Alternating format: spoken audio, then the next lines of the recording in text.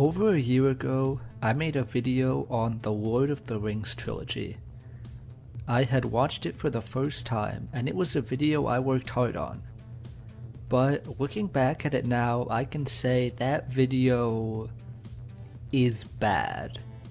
My mic was bad, the audio quality was bad, and while I still don't think my videos are great production-wise, I think it is better now, even if that's not saying much. But the video was also bad because I was wrong. Now, just a reminder, I never said these movies were bad. In the old video, I gave Fellowship and Return of the King a 7 out of 10. But in rewatching this trilogy, it all finally clicked.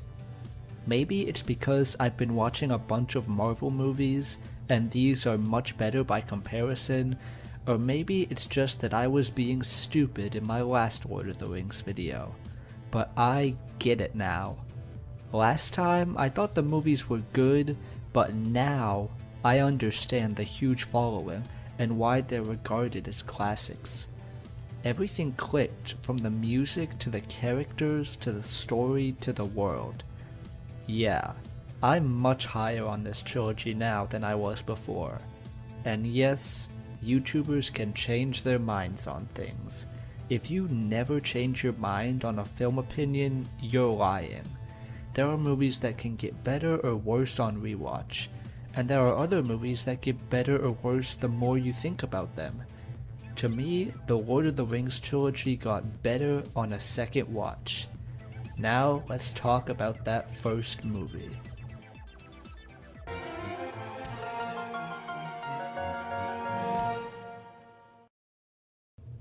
The Fellowship of the Ring is the movie that convinced me to make this video. Because the second time around, I loved this movie.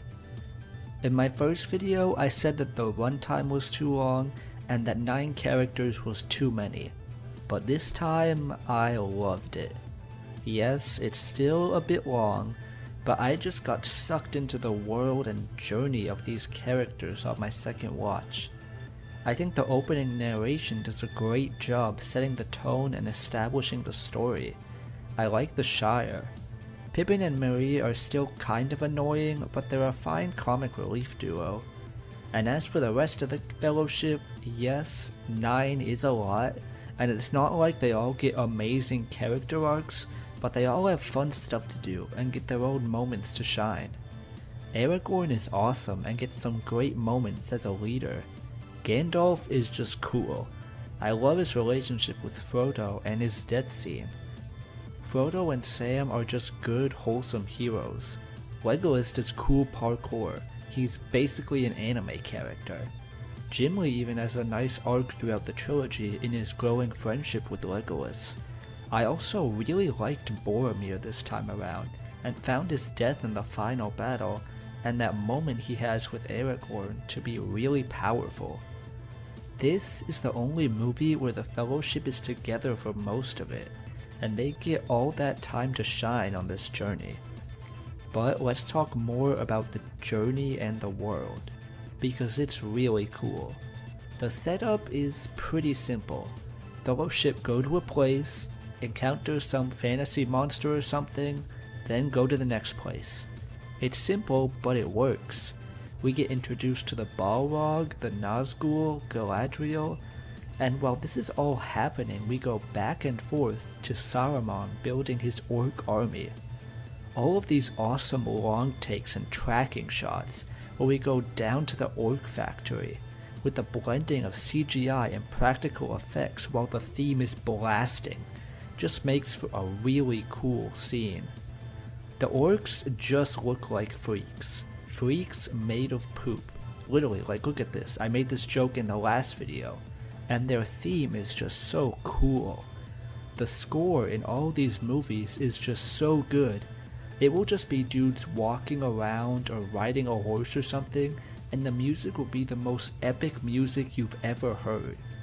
It's no Good, the Bad, and the Ugly score, but it's really good. Now, I did really lay into the Gandalf and Saruman fight in my original Lord of the Rings video, and yeah, I still think it's kind of messy, but we make up for it when we build to the final battle. The Fellowship versus the Orcs, one group who we've seen making their journey through hardships throughout the entire movie, going up against the other army, who we've seen being constructed all throughout this film. Yeah, it's cool when this all comes together. Frodo tries to leave so the ring corrupts no one else, and Sam goes with him because he's the most wholesome friend ever. I gave the Fellowship of the Ring a 7 out of 10 on my first watch, but now it's a 9 out of 10.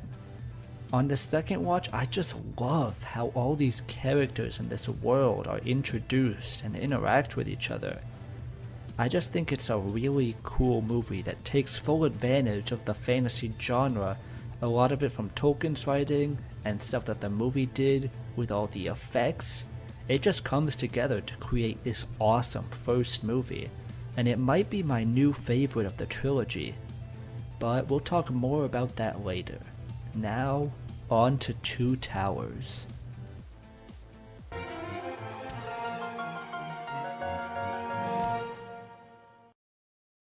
In my first watch of this trilogy, I thought that Two Towers was the best Lord of the Rings movie. I was the most positive about it in my last video, so there isn't much new stuff I can say, because I already really liked this one on my first watch. But there is one new thing I realized in my rewatch of this film.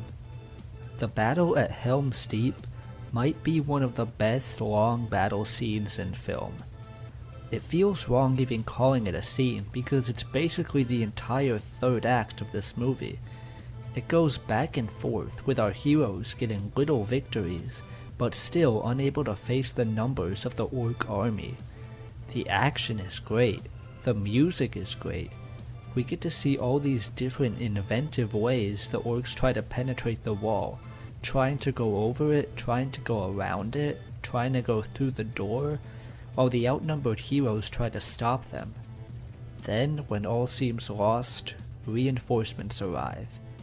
Gandalf rides in with the cavalry and saves the day. Which brings me to my second favorite part of this film, the opening scene where we flash back to Gandalf's death, to see that he never really died. Instead, he fell after the Balrog, and they fought the whole way down. This opening is epic with the music and the shots. But now, my third favorite part of this movie, Gollum. I talked about how much I loved Gollum in my first Lord of the Rings video, and yes, he is great. The effects and motion capture look great. He looks like a little freak and I love it. And I also just love the character. I do have one little critique of this film though, and that sometimes it feels like it's just spinning its wheels. We have Frodo, Sam, and Gollum all doing their thing, Pippin and Merry are doing their thing with Treebeard, and Aragorn, Legolas, and Gimli going to Helm's Deep. And there are parts where it feels like you're just waiting for the big battle. There's a chunk in the middle where it does feel a bit long, and that Aragorn love triangle stuff isn't the most compelling. Nothing that's happening is bad, but it does feel like we're just drawing out time for the battle. Still, this is a great addition to the trilogy, and my mind hasn't changed much on it. Two Towers is still a 9 out of 10.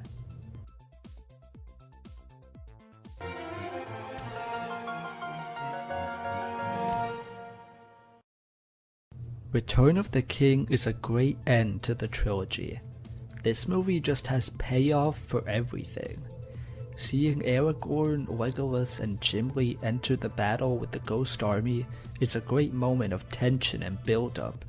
You think it's the bad guys getting reinforcements, but instead it's the good guys getting the backup they need to win the fight. Then after that, they all attack the Black Gate to distract Sauron and allow Frodo to destroy the ring. And Frodo and Sam are excellent. Gollum tries to come between them to get the ring for himself, and the scene where he tricks Frodo into telling Sam to leave is just heartbreaking. But Sam returns, saving Frodo and literally carrying him up to Mount Doom. But when they get there, we see the ring finally corrupt Frodo. One of the nicest, kindest characters finally caves to the ring at the final moment. Then Gollum attacks, biting off Frodo's finger to get the ring. I love Gollum's arc in this trilogy. His two personalities battling, the good Smeagol and the bad Gollum. We see his brutal backstory to how he became Gollum and falls to the dark. And seeing him fully embrace Gollum, falling into the volcano with his precious is excellent payoff. Gollum is like the antithesis of Frodo. Frodo is the nice guy who wants to destroy the ring, while Gollum is once a hobbit like Frodo, but let the ring fully corrupt him, turning him into a monster, and that is how he dies. It's just a really great payoff for the tragic story of Gollum, and I love how it contrasts with Frodo and his story of choosing the good in destroying the ring. There's payoff everywhere in this movie. Aragorn gets to be king, the hobbits get to finally stand tall, Gimli and Legolas are besties, even Pippin and Merry get to contribute to the battles. But an underrated moment of this trilogy is when the hobbits return home to the Shire. All they ever talk about is the home and the food and missing it all, but when they return, it's not the same. It's like they're veterans coming home from war. Yes, this movie is the longest of the trilogy, and Saruman just isn't in the theatrical cut, but this is also just a masterclass of payoff. Return of the King gets a 9 out of 10 from me.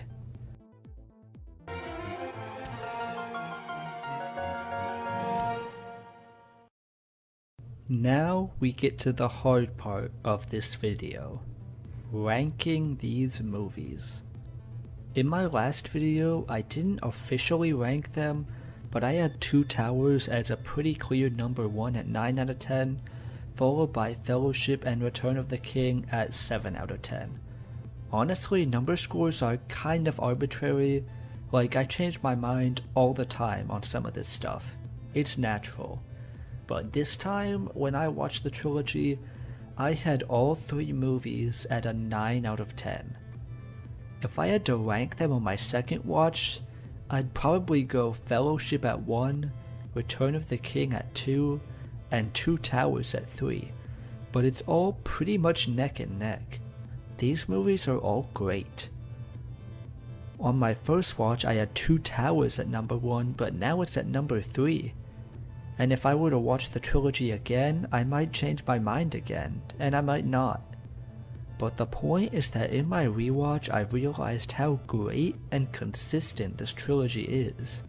Right now I'd say Fellowship is my favorite, but you could make the argument for any of them being in any order.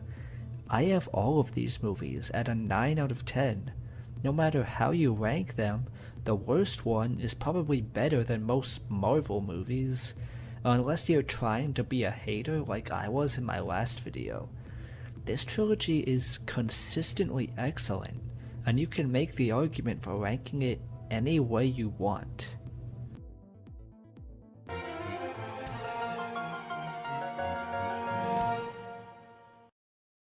In conclusion, I was wrong. I will admit it. Every person will change their mind or opinion on a movie at some point. It's impossible not to. Like, I thought this trilogy was amazing on rewatch. Everything from the music, to the cinematography, to the characters and story, to the world, to the effects, both practical and CGI. There's still some moments where I can see why I criticize these movies, but they just got so much better on a second watch. And there are other cases, like with something like It Chapter 2, that I thought was okay on my first watch, but I checked it out a few months ago and it was downright horrible. And then there's movies like Goodfellas that I like more every time I watch it. People change their minds on movies all the time. I changed my mind on Lord of the Rings. If people tell you they don't change their minds on movie opinions, they're just lying. Now I should probably check out those Hobbit movies.